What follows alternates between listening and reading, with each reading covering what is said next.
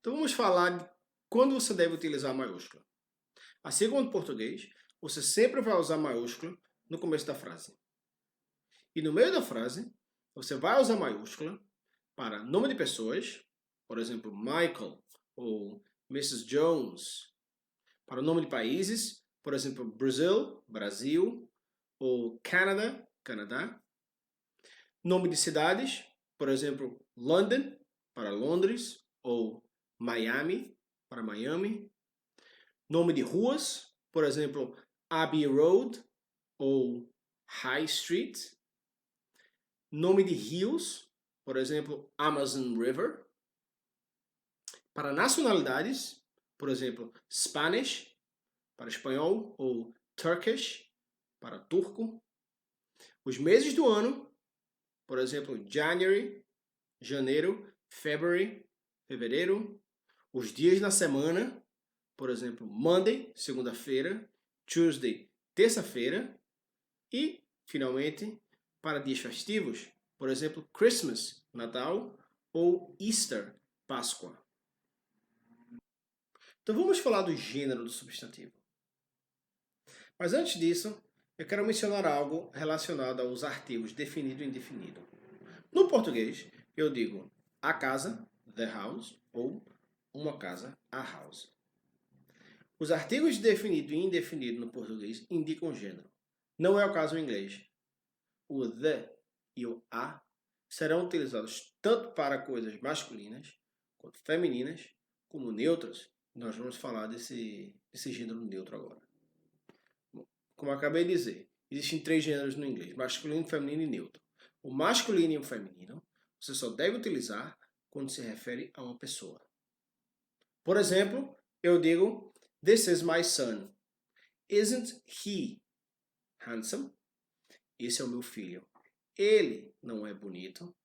Nesse caso, eu utilizo ele, um pronome do português, que indica que é uma criança masculina. Isso era a mesma coisa no inglês. He. Isn't he handsome? Eu também posso dizer: My mother is so happy. She won an award. A minha mãe está tão feliz, ela ganhou um prêmio. Então aqui, mais uma vez, eu utilizo um pronome, nesse caso, ela. Em inglês, eu também usaria she, indicando sexo feminino.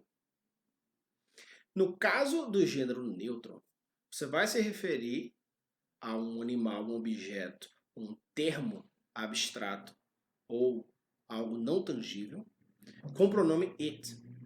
Por exemplo, eu posso dizer: The house is big.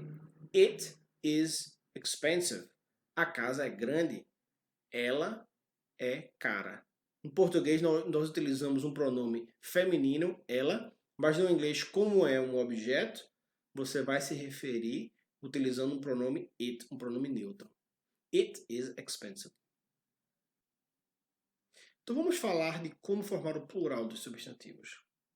Primeiro, não é fácil, porque tem muitas regras e muitas exceções.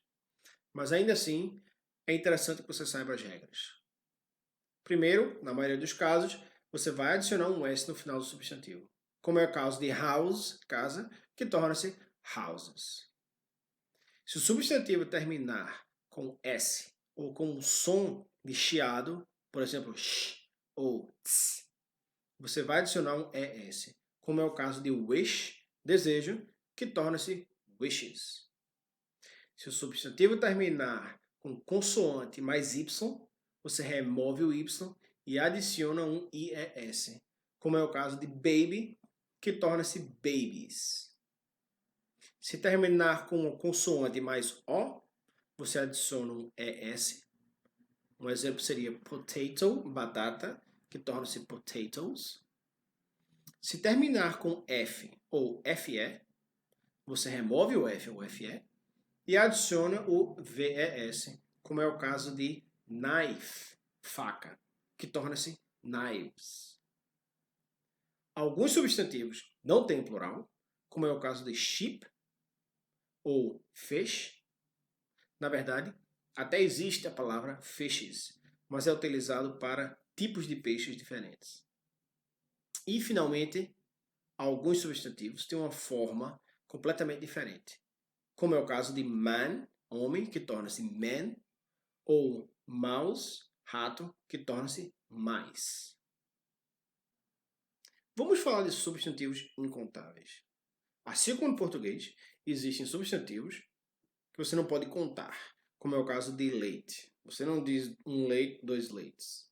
Você diz um copo de leite ou 2 copos de leite. É a mesma coisa em inglês. Esses substantivos não têm plural, você utiliza da mesma forma, singular e plural. E na frente deles, você não pode utilizar uma palavra que indica números. Como é o caso, como já falei, de 2 ou 3, mas isso inclui o artigo indefinido um ou uma. Porque assim como no português, no inglês, o artigo indefinido a também indica o número 1. Para indicar quantidades indeterminadas de um substantivo incontável, você pode utilizar expressões como a lot of, um monte de, ou much, para muito. E para indicar quantidades determinadas, você pode utilizar expressões como a bar of, uma barra de, como é o caso de a bar of chocolate, uma barra de chocolate.